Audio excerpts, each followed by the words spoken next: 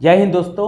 Rajasthan public service commission की ओर से जो है 216 पदों पर प्रोग्रामिंग पोस्ट पे जो है वैकेंसी या भर्तियां लिया जा रहा है। ठीक है, ये वैकेंसी जो है बेसिकली जिनके पास बीई का डिग्री है यानी बैचलर इन इंजीनियरिंग या बीटेक जिन्होंने कर लिया है या एमएससी इन आईटी है ना, या एमबीए इन आईटी ये सब कर लिया है ना, ये सब का डिग्री है जिनके पास, तो उनके लिए ये वैकेंसी है। ठीक है, तो चलिए देखते हैं जल्दी से कि क्या क्या इसका क्वालिफिकेशन है, डिटेल्स क्या क्या है, कौन कौन इस फॉर्म को भर सकता है ना। तो देखिए ये जो फॉर्म है ये आप अदर स्टेट वाले भी इस फॉर्म को भर सकते हैं। ठीक है, ये बेसिकली जो है ये राजस्थान पब्लिक सर्विस कमीशन की ओर से निकला है, लेकिन इसको दूसरे राज्य के स्टूडेंट भी जो है इसको भर सकते हैं। क्लियर है, लेकिन अगर दूसरे राज्य के कोई स्टूडेंट इसको भरेंगे तो वो जनरल कैटेगरी पे इस फॉर्म को डालेंगे। क्लियर हो गया मेरी बात को? ठीक है, तो चलिए देखते हैं डिटेल्स क्या है इसका। ठीक है, तो याद रखिए ये जो है प्रोग्रामर पोस्ट पे जो है ये वैकेंसी निकला हुआ है, तो पोस्ट का नाम है आपका प्रोग्रामर। क्लियर हो गया?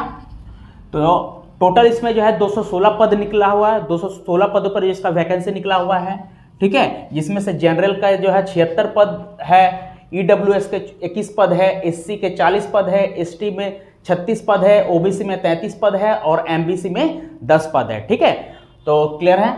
अप्लाई डेट का अगर बात करें तो जो है 1 फरवरी से जो है इसका ऑनलाइन एप्लीकेशन स्टार्ट होगा और फॉर्म भरने का जो लास्ट डेट है वो है आपका 1 मार्च 2024। क्लियर हो गया? यानी फॉर्म स्टार्ट हो रहा है आपका 1 फरवरी से और लास्ट डेट है इसका 1 मार्च 2024, यानी लगभग जो है आपके पास 1 महीने का वक्त है, आप इस फॉर्म को भर सकते हैं। क्लियर है क्या?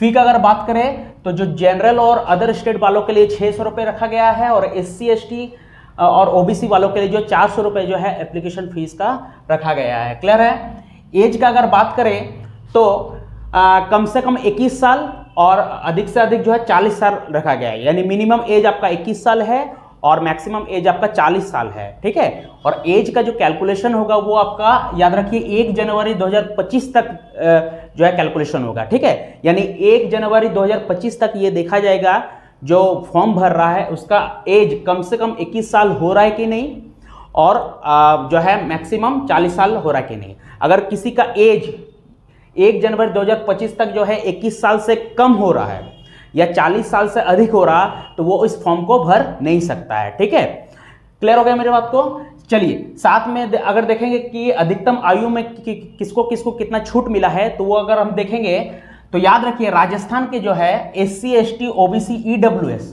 पुरुष मेल के लिए जो है 5 साल का इसमें अधिकतम आयु में छूट दिया गया है।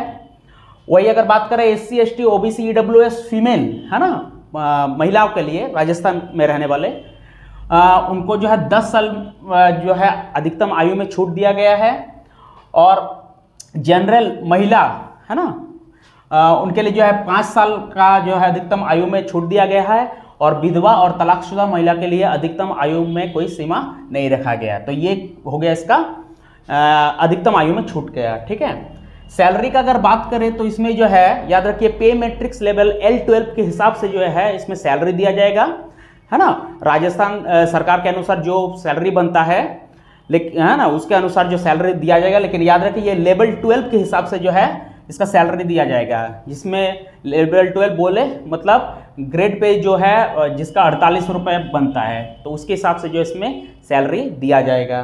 ठीक है, तो सैलरी भी अच्छा खासा है। ठीक है, जॉब टाइप का अगर बात करें तो याद रखिए ये एक स्थायी पद पर जो है भर्तियां लिया जा रही है, यानी ये परमानेंट जॉब है। ठीक है, इसमें जिसका जिसका सिलेक्शन होगा वो उसका परमानेंट जॉब होगा। क्लियर हो गया?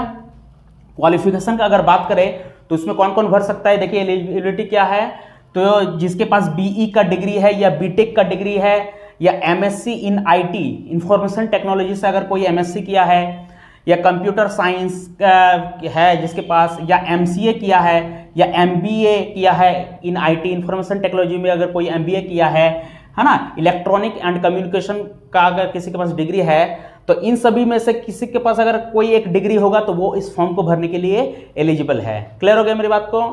चलिए सिलेक्शन प्रोसेस का अगर बात करें तो सिलेक्शन प्रोसेस याद है कि इसके लिए सिर्फ एक जो है रिटन एग्जाम रखा गया है और कुछ नहीं रखा गया। ठीक है, जो कि ओएमआर सीट पर रिटन एग्जाम होगा और रिटन एग्जाम जैसा ही कोई पास करेगा क्वालिफाई करेगा तो उसके लिए उसके बाद उसका डॉक्यूमेंट्स वेरिफिकेशन होगा और डॉक्यूमेंट्स वेरिफिकेशन होने के बाद जो है जिस ट्रेड से भरेगा उस ट्रेड में उसके परसेंटेज, एग्रीगेट परसेंटेज के हिसाब से भी जो देखा जाएगा सिलेक्शन होगा, ठीक है, मेरिट लिस्ट बनेगा। क्लियर है? तो मेनली बेसिकली अगर देखेंगे तो रिटेन एग्जाम ही होगा ओएमआर शीट पे, ठीक है।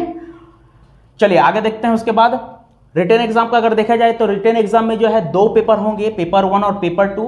पेपर 1 में आपका 100 मार्क्स का एग्जाम होगा, जिसमें टाइम दिया जाएगा आपको 2 घंटा का। और पेपर 2 जो है उसमें वो भी 100 मार्क्स का एग्जाम होगा, उसमें भी आपको 2 घंटा का टाइम दिया जाएगा, ठीक है। क्वालिफाइंग मार्क्स का अगर बात करें तो इस रिटेन एग्जाम में जनरल, ओबीसी, ईडब्ल्यूएस वालों के लिए कम से कम 40% मार्क्स लाना होगा, है ना, इस रिटेन एग्जाम में जो बैठेंगे, है ना। और एससी एसटी वालों के लिए 36% कम से कम मार्क्स लाएगा तो वो क्वालिफाई डिक्लेयर होगा। क्लियर है? सफल माना जाएगा, ठीक है। अगर जनरल, ओबीसी, ईडब्ल्यूएस वालों कैटेगरी से जो अगर फॉर्म भरा है ना, और वो रिटर्न एग्जाम में उसका अगर 40% से कम नंबर परसेंटेज आता है तो वो डिसक्वालीफाई माना जाएगा, ठीक है। और उसी तरह एससी एसटी का जो है 36 से कम लाएगा तो वो डिसक्वालीफाई माना जाएगा। क्लियर है? चलिए तो अब देखते हैं जो सिलेबस देखते हैं जरा सा, है ना, कि इसका क्या क्या सिलेबस है। पेपर 1 में किस किस टॉपिक से क्वेश्चन पूछे जाएंगे, पेपर 2 में किस किस टॉपिक से क्वेश्चन पूछे जाएंगे। तो याद रखिए पेपर 1 से जो आपको इन 5 टॉपिक से क्वेश्चन पूछा जाएगा, जिसमें रीजनिंग से आपका क्वेश्चन पूछा जाएगा, मैथ से क्वेश्चन पूछा जाएगा, जीके से क्वेश्चन पूछा जाएगा, डेटाबेस मैनेजमेंट सिस्टम से क्वेश्चन पूछा जाएगा, data communication and computer network से जो है क्वेश्चन पूछा जाएगा पेपर 1 में। तो याद रखिएगा ये जो 5 टॉपिक है, इस 5 टॉपिक से जो है पेपर 1 में क्वेश्चन पूछा जाएगा, ठीक है। पेपर 2 का अगर बात करें तो पेपर 2 में जो आपके 2 टॉपिक से जो है क्वेश्चन पूछे जाएंगे बेसिकली, जिसमें है सिस्टम एनालाइज एंड डिजाइन से टॉपिक से जो क्वेश्चन पूछा गया, और प्रोग्रामिंग कॉन्सेप्ट से आपका जो है पेपर 2 में क्वेश्चन पूछा जाएगा, ठीक है। चलिए जल्दी से कुछ मुख्य बिंदुओं पर देख लेते हैं, है ना। तो याद रखिए ये जो आपका रिटन एग्जाम होगा इसमें आपके 5 ऑप्शन होंगे, ठीक है। 1 2 3 4 5 करके ऐसे 5 गो ऑप्शन होगा आपको हर एक क्वेश्चन में, ठीक है। हर एक क्वेश्चन में टोटल 5 ऑप्शन होंगे आपके पास, ठीक है। अच्छा, मैंडेटरी टू फिल 1 ऑप्शन, आपको जो है कम से कम एक ऑप्शन में जो आपको जो है फिल करना ही पड़ेगा, है ना। यानी जो भी क्वेश्चन रहेगा उसमें जो 5 ऑप्शन रहेगा उस 5 ऑप्शन में आपको एक ऑप्शन को जो है अटेम्प्ट करना ही पड़ेगा। क्लियर हो गया मेरी बात को? चलिए ये चीज याद रखिएगा, अगर कोई विद्यार्थी 10% से अधिक क्वेश्चन में अगर वो अटेम्प्ट ही नहीं करता है ना, यानी वो भरता ही नहीं, फिल ही नहीं करता है कोई भी ऑप्शन को, तो वो डिसक्वालीफाई माना जाएगा, ठीक है, असफल माना जाएगा, ठीक है। यानी याद रखिएगा कि जितने भी क्वेश्चन होंगे उस क्वेश्चन में जो है सबके तो 5-5 ऑप्शन होंगे, सभी क्वेश्चन के जो है 5-5 ऑप्शन होंगे, है ना। अगर कोई विद्यार्थी टोटल क्वेश्चन में से जो है 10, टोटल जितने भी क्वेश्चन होंगे उसमें से 10% से अधिक क्वेश्चन को अगर वो अटेम्प्ट ही नहीं करेगा तो वो जो है डिसक्वालीफाइड माना जाएगा, ठीक है, यानी असफल माना जाएगा। क्लियर हो गया मेरी बात को? तो ये जो है, ये जो बिंदु है, ये जो पॉइंट है, इसको आप जो है अपने ध्यान पे रखिएगा और एग्जाम दीजिएगा। क्लियर है? तो ये कुछ डिटेल से इस जो है भर्ती का, है ना। याद रखिएगा पोस्ट का नाम है प्रोग्रामर, और जो है शुरू हो रहा है आपका 1 फरवरी से और लास्ट डेट है आपका 1 मार्च 2024 तक। क्लियर हो गया? तो आप जो है अपनी नजदीकी साइबर कैफ में जाइएगा, है ना, और जो है बोलिएगा कि जो है राजस्थान पब्लिक सर्विस कमीशन की ओर से जो है प्रोग्रामर पोस्ट पे जो है भर्तियां ले जा रहा है, उसका आपको फॉर्म भरना है, ठीक है। तो 1 फरवरी से जो है फॉर्म भराना ऑनलाइन शुरू हो जाएगा। क्लियर हो गया? आशा करता हूं कि आपको ये वीडियो अच्छा लगा होगा, ठीक है। तो चलिए मिलते हैं नेक्स्ट वीडियो में, तब तक के लिए जय हिंद।